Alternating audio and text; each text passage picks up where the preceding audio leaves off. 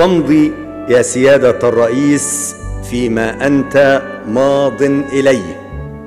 ثقتنا في شخصكم لا حدود لها، وإيماننا بصدقكم راسخ وثابت.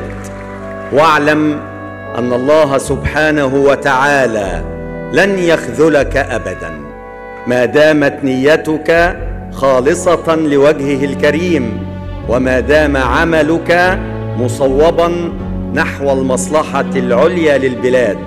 مصر ستبقى، مصر ستقوى وستنهض وستتبوأ مكانتها التي تليق بها.